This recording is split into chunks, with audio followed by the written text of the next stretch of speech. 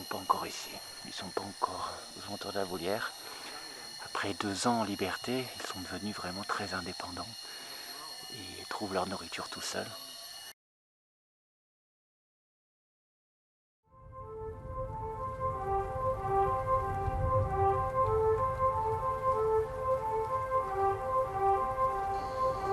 Bonjour à tous, j'espère que vous allez bien. On se retrouve pour une nouvelle vidéo en français. Vous vous rappelez, en début d'année, je pense, je vous ai fait une vidéo sur une famille de siamangs qu'on avait relâché. Il y avait des images de la femelle avec son bébé, avec son mâle à côté.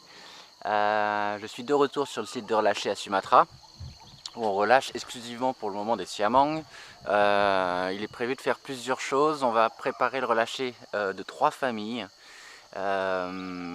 Donc je vais aller voir une de ces familles notamment dans une des cages d'acclimatation, et puis ensuite on va partir vers un petit îlot de forêt qui est pas très loin d'ici et qu'on veut aussi utiliser pour relâcher d'autres siamangs. Donc voilà, là l'équipe se prépare dans le camp qu'on a construit ici, et puis d'ici une petite quinzaine de minutes on va y aller. Et vous entendez au loin le chant des gibbons, sont des gibbons sauvages. C'est pour ça qu'ici on relâche que des siamangs, parce que si on relâchait des gibbons, vous le savez, ils seraient attaqués par les sauvages. Et même si ce n'est pas des gibbons agiles, c'est des siamangs qu'on relâche, ils sont quand même embêtés par les gibbons sauvages. Parce que peut-être que les gibbons sauvages ont vécu pendant des décennies sans siamangs, puisque les siamangs ont disparu d'ici.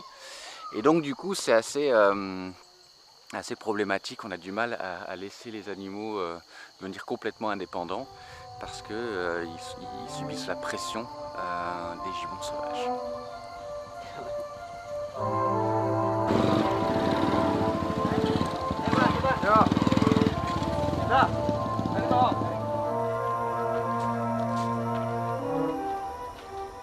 Alors vous connaissez le système qu'on utilise, vous venez de le voir avec les poulies, pour nourrir des animaux qu'on a déjà relâchés. Ici dans la forêt, on est sur le territoire d'une famille de siamangs, de Item et Bolu, 2 siamangs qui ont été relâchés maintenant il y a 2 ans.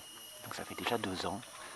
Et ils reviennent parfois ici, à leur ancienne volière, qui sert simplement maintenant de plateforme d'alimentation. Parfois ils ne reviennent pas du tout. Mais ces derniers jours, on s'est aperçu que Item venait d'avoir un bébé. Et c'est son premier bébé depuis qu'elle a été relâchée. Donc là on lui remet exceptionnellement des fruits. Encore une fois, ces derniers temps, les siamangs viennent rarement se nourrir, mais là on lui remet quand même des fruits si jamais elle a besoin d'un petit supplément pour prendre soin de son petit. Et là,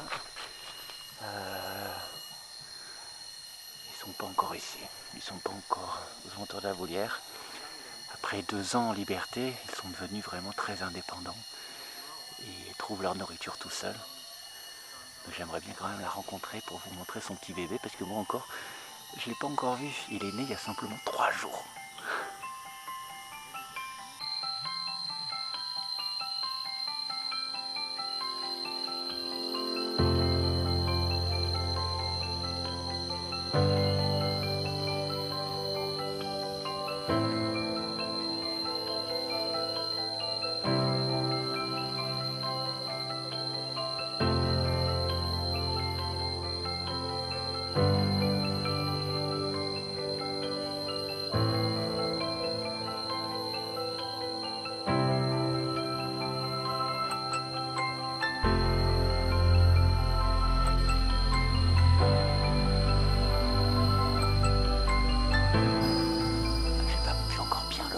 Après 1 heure d'attente, Bolu et Item sont apparus, ils sont arrivés de la vallée. C'est la femelle qui vient prendre les fruits en premier, c'est normal. Elle vient de voir son bébé, on est là un peu pour l'aider. Je ne l'ai pas encore bien vu, j'ai vu simplement une petite tête. On les observe vraiment à distance, on ne veut pas les embêter.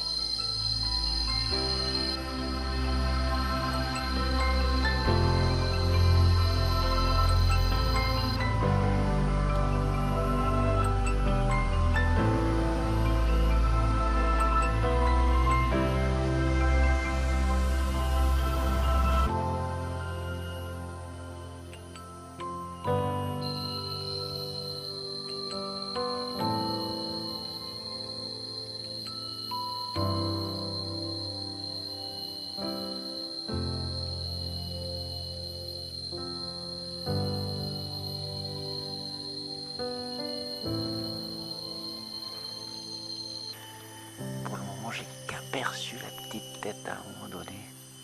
Alors je pourrais faire un arrêt sur image pour vous montrer. Ils n'aiment pas beaucoup la présence des humains et c'est très bien comme ça. On est vraiment au bout du processus de réhabilitation. Ils ont quasiment plus besoin de nous. Ils se reproduisent, ils sont libres. Donc vous devrez vous contenter d'une image très furtive du bébé. Le principal, c'est la bonne nouvelle, c'est que Item a bien un bébé. Ce qui est extraordinaire, c'est que les animaux ont passé même pas 10 minutes sur le site de nourrissage pour directement repartir dans la forêt.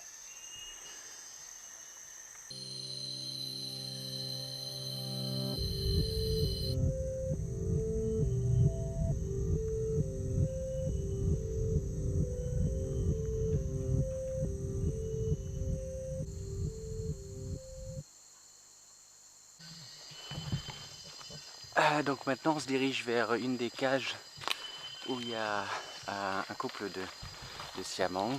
Ils vont être relâchés dans 3 jours. Malheureusement je ne pourrai pas être là. Donc je vais laisser une caméra à Ferry et Arif qui est le manager ici, pour qu'ils puissent filmer le moment où ils sortent de la volière. Alors entre le territoire de Item et ici, il y a plusieurs kilomètres. Difficile de vous donner une idée dans une vidéo, mais toutes les familles de siamang sont vraiment espacées pour éviter les conflits. J'en profite pour vous rappeler, abonnez-vous, puisque beaucoup d'entre vous regardent mes vidéos par le lien via Facebook ou autre, mais en fait vous n'êtes pas abonné, donc vous passez à côté de certaines vidéos. Donc là les siamangs qu'on va voir, ça fait 3 mois qu'ils sont dans la volière d'acclimatation. Ils se mettent à pousser des vocalises quasiment tous les jours, donc c'est le moment d'ouvrir la porte.